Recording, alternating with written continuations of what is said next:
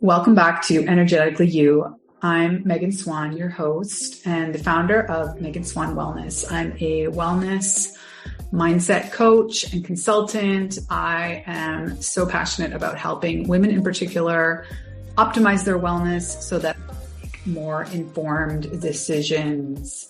Today on the podcast, I'm excited to interview a sister duo, Megan and Nicole Smith. They are founders of Zenchronicity, an intimate group program that supports members in healing trauma through microdosing. They are experts in the studies of shifting neuroplasticity, balancing one's masculine and feminine energies, utilizing meditation to calm the nervous system, reprogramming traumas through plant medicine, and the TFAR theory of mindfulness. So excited to get to know them better, and let's dive in.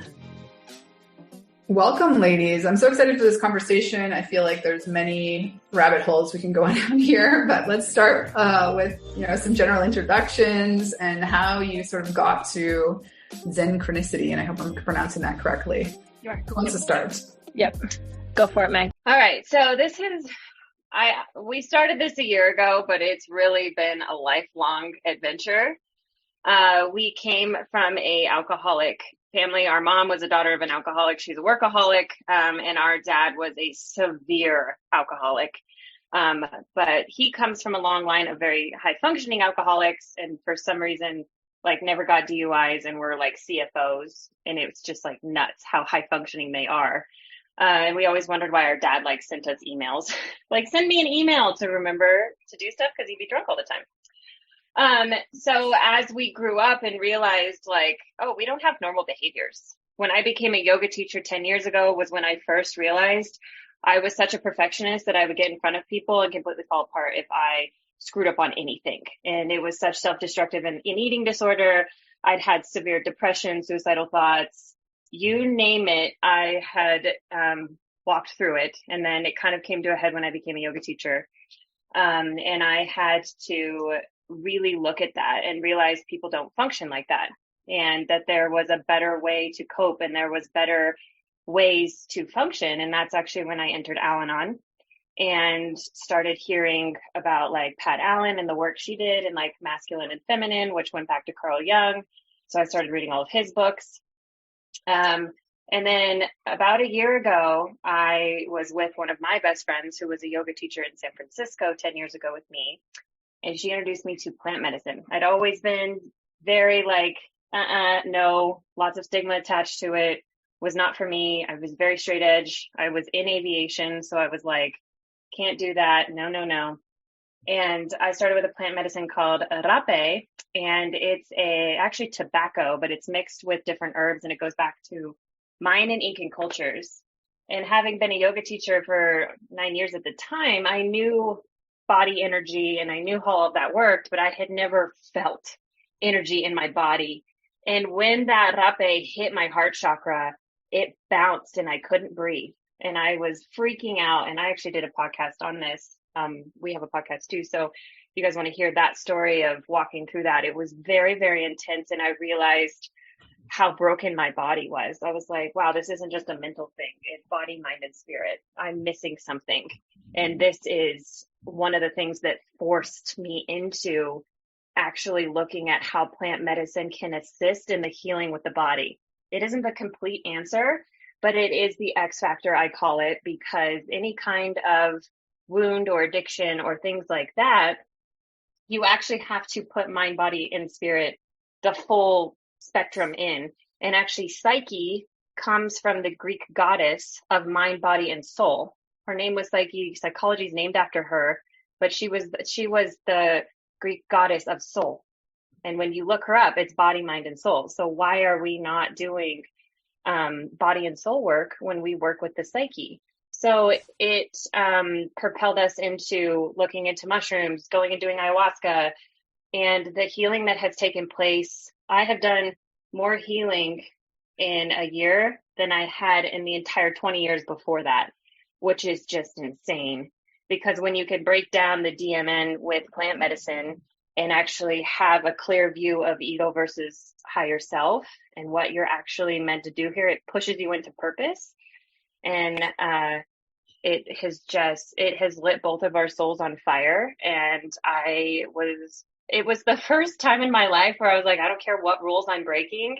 Everybody needs to know about this. And I'm willing to risk everything I am and everything I ever will be on this will change people's lives, because in a single dose of rape, I saw more about where my traumas are and what I needed to work on than I had in therapy, psychotherapy, any other sorts of therapy, even yoga, than ever before. So that was kind of a short story of mine. So yeah, I mean, we just kind of jumped in it. Megan's kind of always been like the forefront of it. She's kind of walked through hell and back. I'm not necessarily saying I haven't, but she kind of always has taken things face on. I definitely was more of the avoidant in our younger years. I escaped a lot with sports and drugs. I was mainly a massive user of marijuana, and that was my escape. Because I didn't want to deal with life. And I didn't understand it. Like she said, there's a massive streak of perfectionism, and it was never good enough. It was never hard enough. And mine played out a lot in my sports, and I could never train hard enough. And, as I got older, I started to realize, especially as I went through college and stuff, like if I couldn't get it perfect, then I would just quit, because there was no sense in failing, because I wasn't allowed to fail. And so with plant medicine and like kind of this moving forward of stuff in our company, the main thing with Zenchronicity is giving people hope, being vulnerable and sharing our stories, because there's so many people that we come across that they don't realize that they're not alone, and their story is just as powerful. And, that's really the goal and why we started this, is because we have so much to offer other people in the story that we hold. Well, everybody does. Yeah. Like, you don't realize, no matter how detrimental your story is, that when you transmute darkness or shadow or trauma into light, that you're actually transmuting the very thing that we came here to do.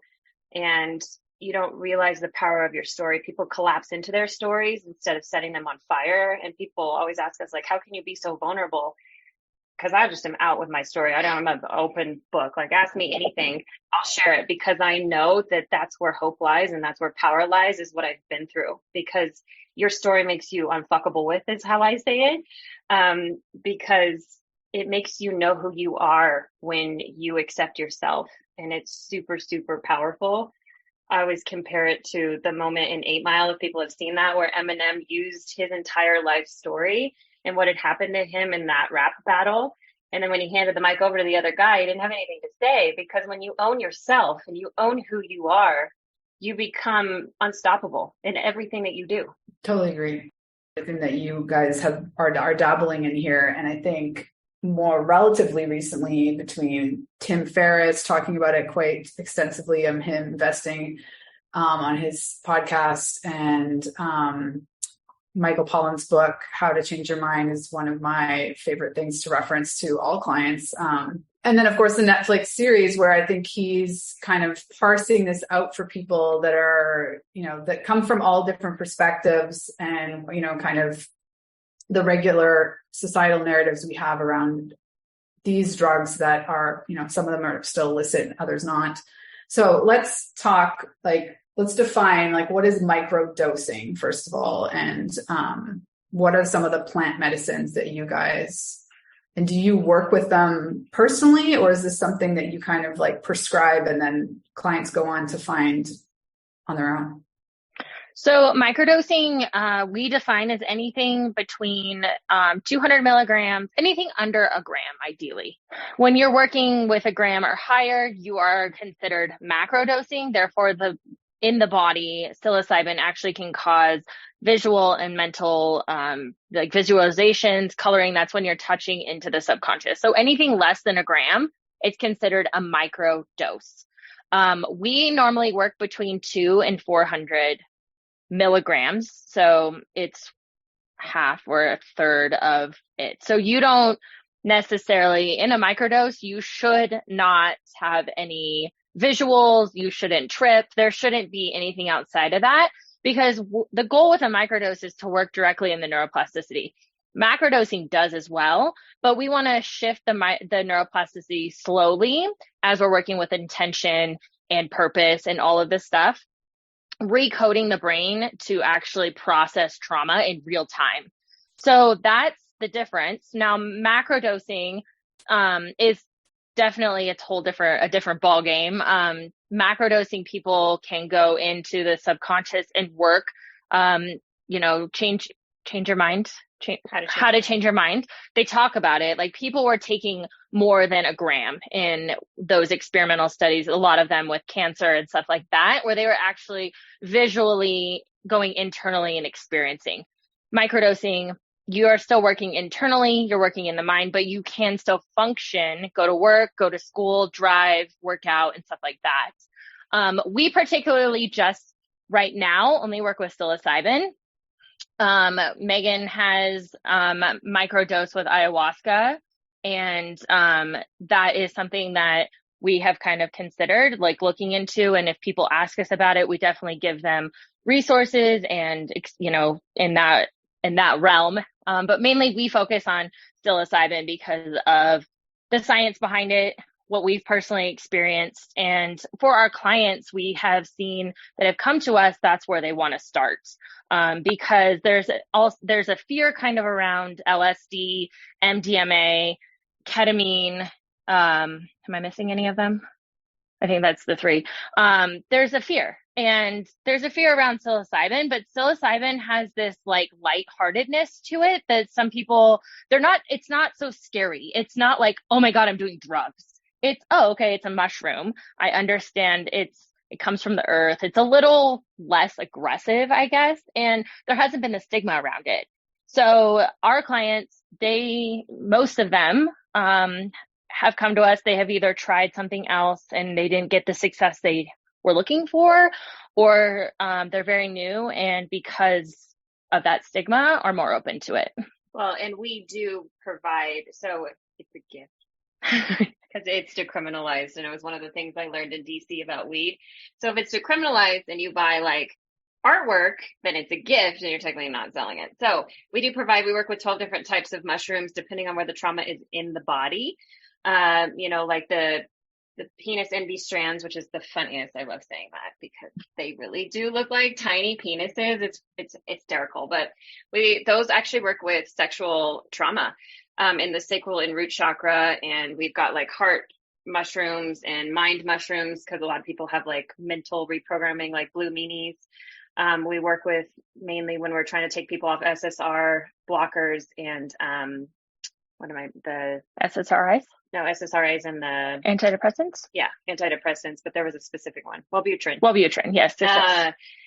So but what we do that's so different, because it's like, well, it's not the pill, it fixes it. And people want to take a pill and have it fixed. And it's such a Western medicine programming. And that's why we created a coaching program behind it, because it was, how do we get people where we're at? How did we shift ourselves? Okay, intention. Okay, well, self-love. Well, self-love is faith. And any kind of escapism or any kind of suicidal thought. Suicide and addiction are very closely related, just like depression is in the brain, right? And if you really think about it, you cannot separate love and faith. They are of the same making. So if you don't have faith, then you don't have love. If you don't have love, then you don't have faith. So they go hand in hand, and you have to bring the two together. So you have to have people that you can help starting to have faith in themselves, starting to love themselves. Well, what happens when you do that? Then you have purpose, finding fulfillment. Why are you excited to wake up every morning? Most people don't even want to get out of bed. Well, let's look at that. So it's intention. And we created a coaching program that goes along with microdosing and what we provide, because I want to look at your trauma. I want to do a deep dive into where you're at and who you are and why you are the way you are. Traumas lie in the masculine and the feminine. And this is Carl Jung's theory. And Carl Jung was different from Sigmund Freud in that theory of masculine and feminine energies, yin and yang, right? and also spiritual. He believed in a power greater than yourself and this mass consciousness. So you have to realize how connected we are to other people. And the one thing that I started questioning was, why do some addicts stay sober and why do others not? And the epiphany that I had was this: our father has been able to stay sober for 9 years, not because of AA. It's because he died and saw the light. Well, how do you recreate that, right? Because you can't just be like, okay, we'll die and then bring somebody back. This is why LSD, magic mushrooms, ayahuasca cure addiction, because you realize you cannot separate yourself from spirit when you're in the other dimensions using these. So you essentially see the light. It recreates. Everyone that sees the light that is an addict that I have talked to or my dad has talked to has stayed sober. And I'm an astrologist also. And when I see addiction in a chart, the negative frequency is addiction. The highest frequency is spirit. These people that have serious addictive behaviors actually have one of the closest connections into God, but they use this escapism because it's society not really allowing your understanding of a power greater than yourself to be a part of everybody's life. We've turned so much to materialism and worshiping kind of material instead of soul, spirit, like service, purpose. And so we do an overhaul of everything that you are. Again, mind, body, and spirit is where it lies. When you work in all three and you combine the three, that's what's actually healing the body. The psilocybin or any microdosing that you're using breaks down the DMN, which is the default mode network, because addiction is programming. It's a coping mechanism. If you can break that, then you can reprogram the body in 3 months. It's absolutely like, it makes sense when you really think about it. Because that's what I mean, my brain just recognizes patterns, right? So I'll sit and think about things until it makes sense. And I'm like, oh, that's the patterning. And when I hit that epiphany of, oh my gosh, it's the lack of spirit. It's the lack of and that's why it's step one of AA. And Bill Wilson actually came up with the 12-step program on a psychedelic trip. I could not believe that. I was like, what? We have been struggling. I think everybody is addictive. I say everybody needs a little bit of oblivion because it's really hard to be human and we all have trauma. But how do you make a life worth living where you're excited to wake up every day? Because I was in that. Even in aviation, I was making great money. I was doing all of this, but I hated waking up in the morning. I was like, I was going through the motions, but I didn't really want to be here. I wasn't excited about life. And now I wake up and it's like, we have the opportunity to change the entire, this is a very bold statement, but I mean this. It's like, we have the opportunity to change the entire framework of mental health, the entire framework of addiction because of what we have lived through. And that makes my soul freaking I want to get up. I want to run a marathon. I want to tell everybody that I know. And again, when you find that thing that it's essentially, I know this is also weird to say, but it's worth dying for. That's how I feel. I would give anything to help people see that there is hope, especially with the suicide rate in the country, what it is. It is the number one form of unnatural death in our country now. And nobody's talking about it. And it's so related to addiction. And when I actually found that out yesterday, because I was doing a project for the company, a slideshow, it messed with my soul. I was like, how are people in such a hopeless state that their only answer is to leave? We have to do something about this. This cannot be. This cannot. It's soul shattering. It really, really is. That is the number one form of unnatural death in our country. Well, I mean, I personally, so many things I want to touch on there. I guess I'll start with, I had a really surprisingly emotional reaction to, and like I said, I read Michael Pollan's book whenever it came out 4 or 5 years ago. And then, I was really excited to watch the series more because, this message is much more widely going to be heard. And, the MDMA episode, my reaction was just this deep sadness and regret that because instinctively in my early 20s, I basically stopped drinking and went to raves, right? I'm not saying that was necessarily the entire answer to my journey either, but because there were these very deep-seated narratives in society about what's accepted and what's not, like I very essentially just gravitated back to alcoholism because that was socially acceptable. Right. Well, in MDMA, I mean, it almost didn't become illegal, in 1985, when Nixon gave the DEA the emergency power, because MDMA is mescaline derivative, which is derivative from peyote, which is a sacral sacrament in Native American culture. And MDMA almost didn't become scheduled. And it was an emergency power given by Nixon, and they just put it on there. They were doing so much work proving that MDMA was the cure to a lot of mental issues, to alcoholism. Like, they were doing it, and the DEA came in and just pulled everything and, made this crazy stigma in the media around it. And, we're saying people are going crazy. And so it became this crazy socially unaccepted use. Yeah. Well, and I think part of the, all of these topics are so nuanced. So when we're always coming at it from what a government is saying or what society has accepted over X amount of decades, and even I, in the pandemic, really got to know the vastness of the sobriety community, specifically in Instagram, and there's very entrenched camps in a lot of these scenarios. And I think, okay. But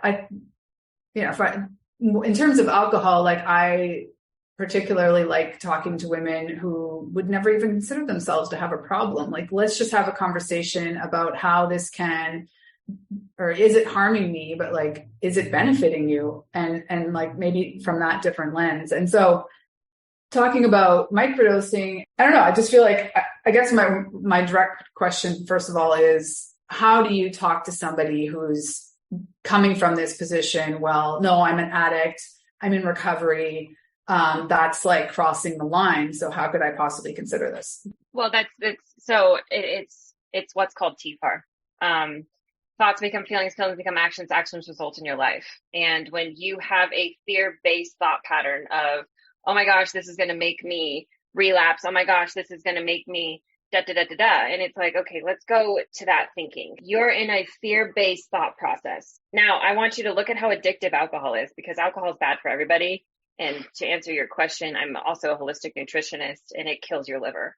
I don't believe anybody should drink, really, ever. The only thing that we drink is red wine every once in a while, and it's usually, well, tequila when we're in Mexico, but yes. For the most part, we don't drink either. And if we do, it's European because it doesn't have the sulfates or anything in it. But alcohol, just going out and drinking, I cannot, because it's also such a low vibrational drug. I want it is, if anything should be illegal, it should be alcohol. But then, so going back to my other, psilocybin or any kind of hallucinogenic is non-addictive. So if you're worried about your addictive behaviors being triggered, it is non-addictive. It doesn't have anything to do with addiction. It plugs into the neuroreceptors in your brain and it reprograms neuroplasticity. So it's no different than taking something like a probiotic or something for your brain. So we mainly teach, and it's a huge part of our course, it's TFAR.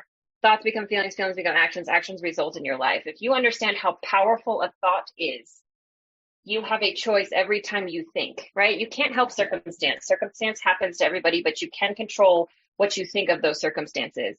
And I can go down the line of, this is going to make me relapse, this is going to da-da-da-da-da-da-da-da, right? You follow that narrative, then that becomes your reality. Or you follow the narrative of, this is non-addictive, this will help me expand my mind, body, and spirit. This will help me see myself in a new light, other people in a new life. It will help me understand why I'm here, what I'm doing here. And I'm looking with intention to make this be something that expands self instead of collapses self. And that's an expectation. Expectations are always made in fear. Expectations are scarcity mindset. Expectations are fear mindset. Abundance, love, intention is all expansive mindset. And when you're working in the DMN and you can shift how your thought patterns work, you're changing your entire life. Even if you're in a car accident, break your leg, or something terrible happens, you can find the positive part of that, and it becomes a beautiful way of reframing every aspect of your life, because addiction, fear, negativity all follow the fear-based mindset, because it's shame. Addiction is shame. Addiction is fear. And if you choose to start being in abundance and being in highest self frequency, that can't actually exist in the same framework. So I start to tell people, you have to reframe your thoughts. When you have addictive thoughts, it's a patterning that you took on as a child. So microdosing is going to help you, or going down and doing ayahuasca or whatever it is, right? Or taking MDMA. MDMA is a heart opener. It's a beautiful, beautiful. I wish it was more mainstream. If I could get a hold of it, I'd use it a lot more. Mushrooms are just easier to get a hold of at this point, but I love MDMA. I think it's one of the most powerful heart openers. And I think every single person that we work with has heart chakra trauma, because heart chakra and heart are what alchemize the rest of the chakras. So it's super important, but it's the mind, but it's the body responding to those fears. And this is how addiction has become so prevalent in our society, is because we're taught to live in fear-based thinking. And this is why during COVID and everything, the addiction, alcohol, antidepressants went up 83% in usage. That's an astounding rate. But that's because when you're in a fear-based mindset, you fall into the same vibration, and that's alcohol, that's addiction, that's escapism, versus higher frequency, which is mushrooms, ayahuasca. These things are so expansive, but they're non-addictive. But we talk to people all the time that have a lot of fear around this. And I've talked a lot over the edge, and they take it and they're like, I'm actually so glad you talked me into that. And I tell them, and actually our dad's one of them, he still will not try mushrooms. And I'm like, you have to get out of this mindset. And it's not who you are. A lot of it too is, we were having this conversation with my dad. It's old AA. It's really old AA. It's true. And it's actually, I was having a conversation with him about it, because he's like, no, like if I try mushrooms, my sobriety's over. Like that's it. And I was like, well, but it's not. Like, and he's like, no, but it is, according to his sponsor, according to his lineage of AA.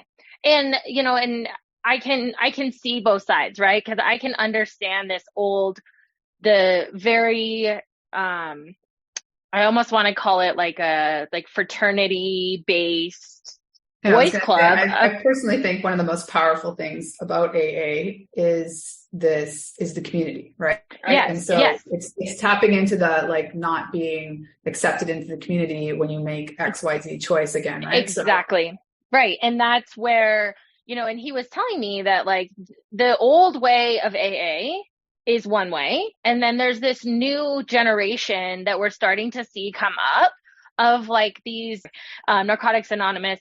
They're starting to kind of push the boundaries of wait a second, this isn't going to break my sobriety. This is going to help me.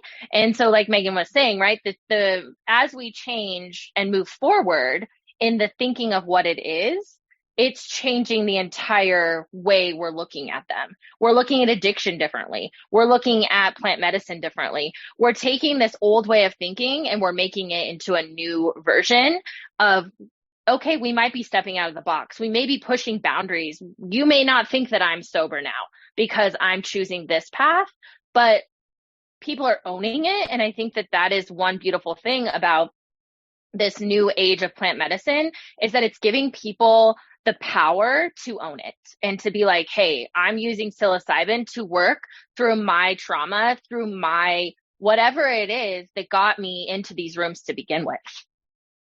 Yeah. Well, I mean, you're preaching to the choir. I'm totally, but I have one follow-up question at just playing devil's advocate. Yeah. Someone comes with okay, well, it's not going to break my recovery promise, or it's not going to trigger me into addiction, but isn't it still escapism, which is potentially something we want to avoid? Right. And it's not escapism, because you dose, 2 days off, dose. And then once you're done with the 3 months, you have to actually do integration. So it's like, we've had all this neuroplasticity shift. Now you need to sit in it. You need to sit in meditation, let it integrate.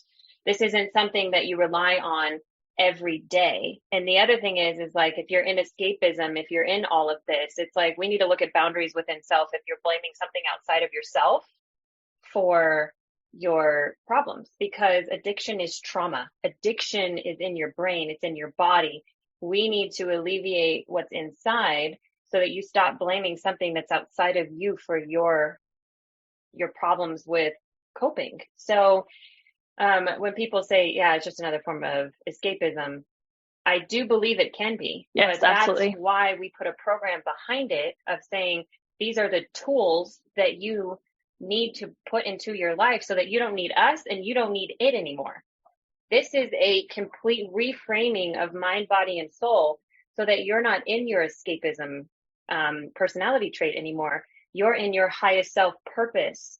And again, we have to reprogram that escapist nature of going into the low vibration and not going into the higher. And that's why we always tell people, like, I really encourage people using coaches or people that have been through what they've been through. Just like in AA, you have a sponsor, you have a coach that helps guide you and forces you to step in, because the biggest problem with addiction is actually victimhood. And I have a serious problem with victimhood. And what happens in addiction is the fact that people are, it's like my feelings. It's like psychotherapy and therapists, right? It's like they actually validate people all the time in their victimhood because they don't want to lose a client. I'm not going to do that. And I tell people, I'm like, you better be ready to work when you come into my room, because I'm sorry, but I don't give an F about your feelings. There's nothing I can do about your feelings, and I'm not going to validate them. I will teach you how to reframe them so that you don't go down those emotional, like, freak out paths, that you can actually go, okay, I'm feeling this. I'm going to let myself feel this, accept it. And then, okay, how am I going to grow from this? Because it's a choice. But there's nothing I can do about feelings. And people are like, oh my God, I've had people quit and just be like, you're the meanest person I've ever met. And I'm like, no, I'm the most honest, and I'm here to actually make you accountable, because you don't want to be accountable for your life. Who is going to be responsible for your life if you're not? I mean, I can't believe the way, but I used to be like that too. I was like, oh my God, my dad's an alcoholic and I'm anorexic and, my life is terrible. And then one of my yoga mentors was just like, oh, poor Megan, she had this life and da-da-da-da-da. Who do you think is going to fix that, Megan? And I was like, she's like, you're going to take drugs? You're going to kill yourself? Or are you going to step in and actually become the woman that I know you can be? And I was like, holy, like, whoa. And it hit me so hard that I was like, you know what? That's true. Nobody else is responsible for my life but me. And I either step in or I step out, and it's a choice. And when people are forced with that choice and they stop being codependent and they stop having to rely on other people for validation. I mean, I always tell people, it's like, of course you care what other people think, but make sure that there are people that are actually worth your thoughts and worth your feelings. Everybody else can F off. Have your tribe and don't care what anybody else thinks, because most people are such in victimhood that they're going to project that onto you. So choose the people that are elevating their lives, because escapism is contagious. And if you have people that are accountable and not in escapism, then your vibration is going to rise. If you have people that are in escapism and don't want to take responsibility, then you're going to be in victimhood. And victimhood, I think, is the biggest pandemic in the world right now. As of today, people don't want to take responsibility. They don't want to step in. And people that are trying to force them to see, they're calling terrible names and saying horrible things about them. And I'm like, no, that's just accountability. And we're not in the frequency of that yet. And if you loved yourself, you would hold yourself accountable. It's no different than going to the gym every day or eating healthy, or those are choices that we make because we love ourselves and because we want to be our best selves. And I ate pie last night, like we all have. I say everybody needs a little bit of oblivion, but it's in moderation, because when you're in the vibration of love, escapism can't exist in the same frequency. Well, and I think too, with when people come and say, oh, well, I can use this to escape. You can use anything to escape is what I normally come back with. Like, there's people that overuse the gym, they overeat, they drink, they drug, they do whatever, spend too much money, it can come in all forms, I definitely am guilty of I was a workaholic. I went from smoking a ton of weed to being excessively crazy obsessed with work. And then it was like, oh, okay, well, I don't have work right now because of COVID. So now I'm just going to online shop, because online shopping is great because it comes, instant gratification. But, it's so anonymous. Yeah, right. But, Right. And so many people like will bring that up. And I ask them, okay, well, like, if you think psilocybin is addictive, look at the other things in your life that you could easily become addicted to. And as of today, there has been no overdoses on psilocybin. There's been no overdoses on anything that is plant-based, marijuana, LSD, everything, right? And so to me, that's my argument. And they've not proven, they have done many, many, many, many, many scientific studies on this, that psilocybin is non-addictive in the brain. We have proven it, and they've proven it with MDMA, they've proven it with LSD, they've proven it with all of these plant-based medicines. And with alcohol, if someone has a trigger and that's their coping mechanism, a lot of times it's past family, right? They have seen that this escapism is a pattern.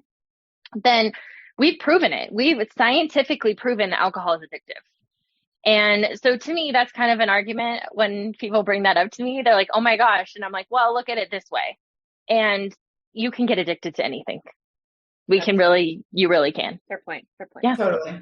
So let's bring it back kind of full circle to the beginning of the conversation where you both painted the picture of having to mitigate perfectionism. Can you kind of connect that thread from being children of an alcoholic or a workaholic and where that comes from, that relationship? So I can remember, like, as a child, my dad was an alcoholic and my mother was the workaholic. So my mom, growing up, her body was never perfect. She was very constrictive on what she ate. There was just, nothing was ever good enough. And my dad was the same way. I remember him being always like, well, the kitchen wasn't clean. Like, our chores were never good enough. There was never a threshold of like, good job.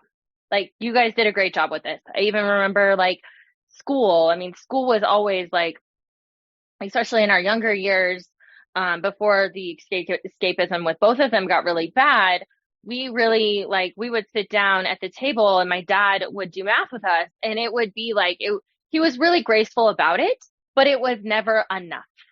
And so that's, at least for me, and Megan can speak to her own, I never felt like there was a threshold of like, okay, you're doing a great job, or explaining to me like what the threshold was. And so in my mind, perfectionism became push harder, do harder, more. And there was never a point where more was like, there was a ceiling, right? And so my world became this, like, I mean, I was an athlete, right? So if I wasn't in first place or I didn't have the best numbers, it was do more. If I came in second or third, like, yeah, great, I got a silver or bronze, but it wasn't first place. That in my mind, because of what I saw as a child, wasn't good enough. And so that's where my perfectionism really came in. And even last year, I went to Bikram yoga teacher training, a spinoff of Bikram. It was a 26 and 2 5-week program. And I was fully immersed, and we had to memorize dialogue, and I couldn't do it. I came to the point where I was a lot like Megan. I got up in front. I had to memorize. I knew it. I knew it word for word. I had studied. I had practiced. And I got up in front of my class, and I couldn't get words out. I was to the point where I was so upset with myself, sobbing with no words, that my teacher one of my mentors had to pull me aside and be like, what is this? What is going on? And it was this such deep-rooted perfectionism that if I couldn't get it perfect, then I didn't want to say anything. I couldn't even get the words out of my body. And I really looked at it and I was like, wow, this is with everything I do, if I can't have a flaw. And I started to really dig into that, especially after teacher training. And I was like, wow, I'm allowed to give myself grace. It doesn't have to be perfect every single time. You can always go back and edit it, right? Or you might not have a perfect day, but you can look at it and say, okay, it's the TFAR, right? It's looking at it, hey, I didn't do the best, but I can definitely tweak it for tomorrow and try my best tomorrow. It's never going to be perfect. Perfectionism is not possible. At least in my own, I have yet to find it. And I've honestly found I've stopped seeking it. And when I really dropped in and started accepting myself that I'm flawed, but I'm exactly the way my higher power made me, God, I have all of the tools. I don't need to be perfect. And I think that our society has really pushed perfectionism and like this idea of what you're supposed to be. You get on social media, you see celebrities with like flawless skin and perfect bodies. And it's really a sickness. It's really a form of addiction, to be honest. Well, it's for what I have watered it down to is control.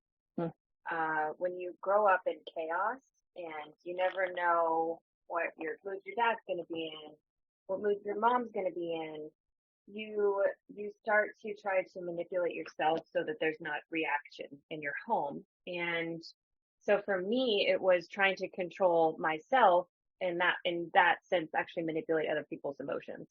And since I'm the only one that I can control, it came out being a severe eating disorder. It came out being a perfectionist, because if I'm perfect, then I'm not going to trigger them, and then I won't have to deal with the aftermath. And then I would bottle my own emotions to the point where I actually like started like burning and cutting myself because I couldn't actually like push my emotions out without having a severe reaction. So then I started physically hurting myself because it felt like a release, but it was all about control. And so as I've started microdosing and doing plant medicine and realizing you start to turn over that control, that we really don't have the control. Like control is actually an illusion. And that was the hardest thing for me to fathom, was the fact that it's all an illusion.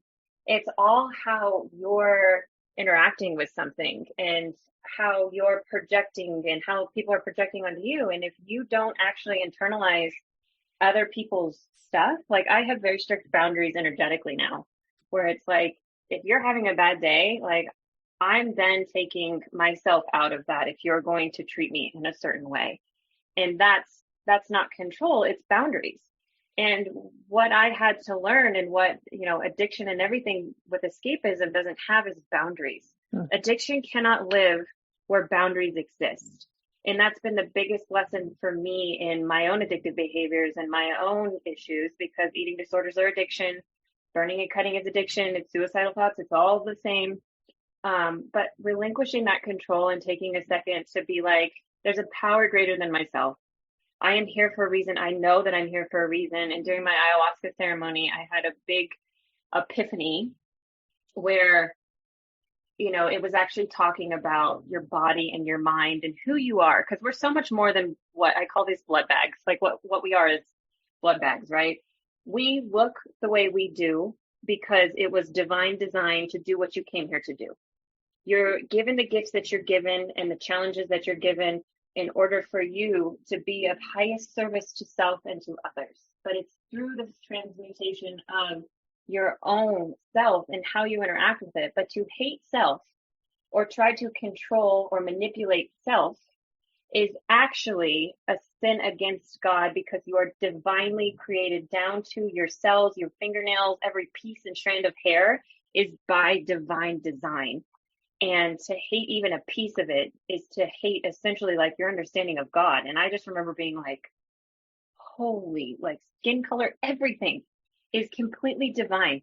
And when you realize like, whoa, like that takes so much pressure off of you for every reason. It's just like, wow, okay, so as long as I start living in alignment, and what really sets me on fire, like mushrooms and things like that, when I feel in alignment, I don't have to have control. I just have to know I'm in the right place and trust that everything else will fall into place, because there is mass consciousness. There's divine design. The universe is intelligent. And when you start to trust yourself and your higher power and the universe and the mass consciousness, oh my, it takes a weight off of you that's just like, I don't need to escape. I'm right where I'm supposed to be.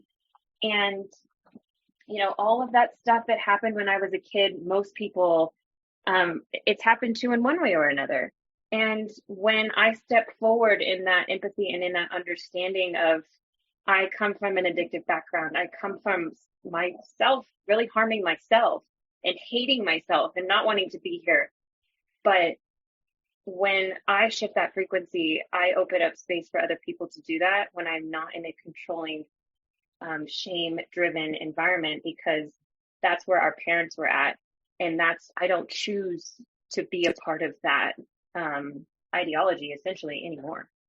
So, but mine was mainly just control issues. It was unbelievable, the perfection and also just the selfishness that existed in that, because perfectionism and all of that, it was all about me. Oh my God, I'm not perfect. And it's like, well, you're a yoga teacher or you're a coach. It's not about you. It's about holding space for them. And it's about embodiment. Like if you embody something, you're going to inspire other people to embody themselves, because you're challenging them to rise to your frequency. And so I've learned a lot about just embodiment, because our parents copied their parents, and that's why they became addicts. They embodied addiction. And so when we shift out of an addictive embodiment and into, I am here to serve the highest good of mankind, then that embodiment then becomes contagious, just like every single, person before us. So that's our Dalmatian. Yeah. Well, I mean, I resonate with all that. I think, addiction is self-hatred, and we all grew up with that model. But then also I think I've done my own work that as a parent, like a really common coping strategy of not doing that doing the parenting or just doing you deflect. And so there comes this constant judgment of everybody else around you instead of really looking within. So, well, thank you for sharing all of that. And I think, you're doing really important work, and your excitement and your passion is contagious. So what's the best way for people to reach out to you? So we've got our website, which is Zenchronicity222.com. You can contact us on there. Also, we have the company Instagram, which is Zenchronicity222. You can DM us. We'll respond there if you just want to have a chat and kind of understand further what we do, what we represent, anything that we didn't answer on here. And then we have our fun page where we kind of post very out of the box things that have nothing to do with it's more of just our personalities, which is Zenchronicity_sisters. And that one's becoming more lively with just fun. Again, it's more of just our complete selves and not just what the company is offering. But any of those, if you DM us, if you comment on any of our photos and just say, hey, will you DM me? I'd like to talk more, or just get in touch with us on our website, is the easiest way. So, yeah. Well, that's I'll have to find that other account. That sounds fun. There's a lot of things. Like we were just in San Francisco and we were posting things, or we were posting like the most random stuff. And I was like, well, this is who we are. Like, this is the wild adventures of us. So have fun. Yeah. Well, I think that's one of the pleasant pivots of Instagram right now is back to authenticity and less curated. Yes. So, any final thoughts, bits of wisdom you might want to share with us before we jump off? I think just reminding people like they're not alone, that their story is important, and to live it and to be in there, like to embody it, because like we said, there's not one single person that probably on this planet they can't relate to you. Well, yeah, your shadows are your gifts. Always understand that anything bad that you've been through, if transmuted and understood correctly, is where your gifts lie. So never it's important to ask like why, but also understand that we're all in this together, and there's hope. There are people that are on the front lines fighting for everybody that feels like they aren't worthy of being here. And it makes me emotional, because it's like, God, that touches my soul, because I've been there, and now I'm on the other side of it, and it's like that there is hope. And it's that love, like get a dog, like anything that you can do to get on the path of love, even if it's not contacting us, even if it's not, working with plant medicine, the thing that counteracts all negativity is love. If you can love yourself and you can love your story and your life, it will change your life. Love is the antidote to everything negative. And that's the biggest message and the biggest thing that we want to get across is that love will heal. Love heals all wounds. And we've made it our life mission to make sure more people are loved in this world and feel that. So, no, I said, thank you so much for having us, Megan. We appreciate it. And we appreciate the work that you're doing as well. So keep it up. Well, thanks. Well, we'll be in touch, and I'm really excited to share this interview with everyone. Yeah. Yay. All right.